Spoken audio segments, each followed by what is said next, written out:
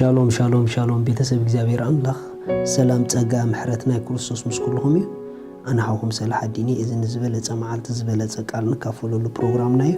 ሎም ድማ ነዚ መዓልት ዝኸውና ህይወት ቃል ሓቢርና ክንካፈልና ኢየሱስ ንዘላለም ጎይታ እዩ ሎም ንካፈሉ ቃል በቃሉ ደይስሕት ሰብአይ ዝብል እዩ በቃሉ ደይስሕት ሰብአይ እዩ ትክክለኛ ሰብአይ ማለት በቃሉ ደይስሕት እዩ ትክክለኛ ሰብአይ ማለት ንቃሉ ዝነብር እዩ ትክክለኛ ሰብአይ ማለት ግብሩን ቃሉን ሓደ ዝኾነ እዩ በዓይና አምላኽ ሰብአይ ተባሂሉ ድጽዋዕ ናይ ደግ ጉብዝና ዘለዎ ዘይኮነ ናይ ውሽጢ ጉብዝና ዘለዎ እዩ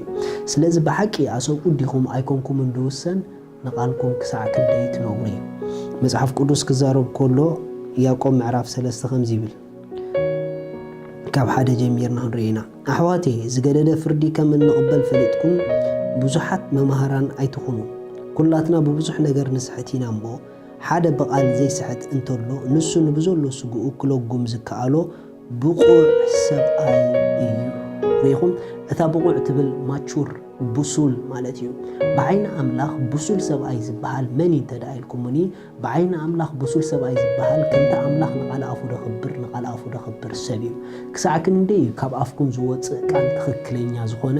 ብኡዩ ስብእነትኩም ድምዘን እንተደኣ ካብ አፍኩም ንሰበይትኩም ዝወፅእ ቃል ካብ አፍኩም ንደቅኹም ዝወፅእ ቃል ክዝክርዎ ከለዉ ደዘግንኖም እንተደኣ ኮይኑ ንስኹም አሰቡት ኣይኮንኩምን ምክንያቱ አሰቡት ዝበሃሉ ካብ አፎም ዝወፀ ቃል ክዝከር ከሎ ደሕብነካ ክዝከር ከሎ ተስፋ ዝኾነካ ክዝከር ከሎ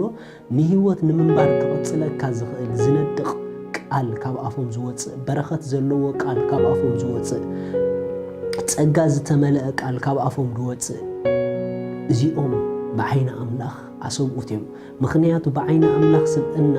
ናይ ውሽጢ በጽሕና እዩ ሪኹም ሓደ ሰብ ብውሽጡ እንተደኣ ክዓቢ ጀሚሩ ካብቲ ሓደ ብውሽጡ ይዓቢ ከም ዘሎ እትፈልጦ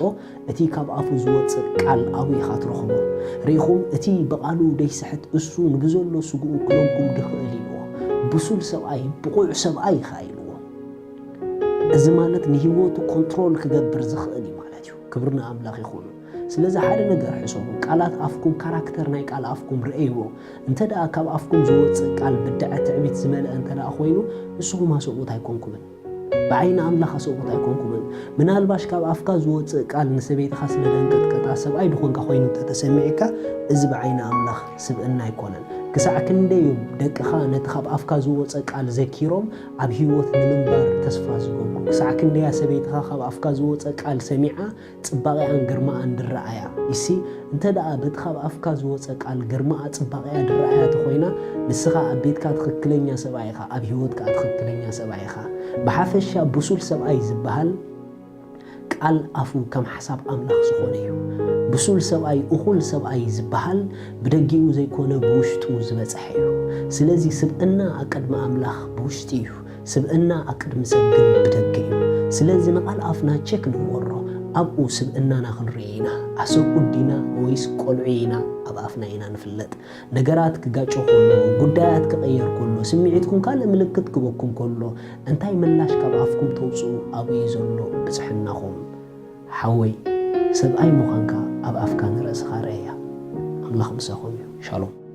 ስለዚ ሎሚ ንጎይታና ኢየሱስ ክርስቶስ ኣብ ህይወትኩም ወሲንኩም ክትቅበልዎ እትደልዩ እታ ኣብኡ ዘላ ናይ ዘለዓለም ህይወት ክትቅበልዋ እትደልዩ እዛ ጸሎት እዚኣ ጸልዩ እግዚአብሔር አቦ ስለ ወድኻ ኢየሱስ ክርስቶስ የመስግነካ ኣለኹ የአምን ኣለኹ ኢየሱስ ክርስቶስ ስለ ኃጢአተይ ከም ድተሰቕለ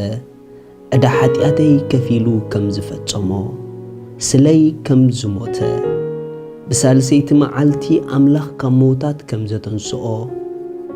ኣብ የማን አምላኽ ከም ዝተቐመጠ የአምን ኣለኹ ኢየሱስ ክርስቶስ ናይ ህይወተይ ጎይታ እዩ ኢየሱስ ክርስቶስ አምላኸይ መድሓኒይ እዩ ካብዛ ሰዓት ንክርስቶስ ብምቕባለይ ሓድሽ ፍጥረት ውሉድ አምላኽ ኮይነለኹ መንፈስ ቅዱስ ብሽም ኢየሱስ በእምነት ናብ ውሽጠይ ይቕበለካ ኣለኹ አሜን እዚኣ ጸሎት ድጸለኹም ብጣዕሚ እኳ ሓጎሰኩም በዚ ብታሕቲ ዘሎ ኣድራሻና ኮንታክት ግበሩና ኢኹም ሰድለይኩም ሓገዝ ክንለኸልኩም ኢና ሻሎም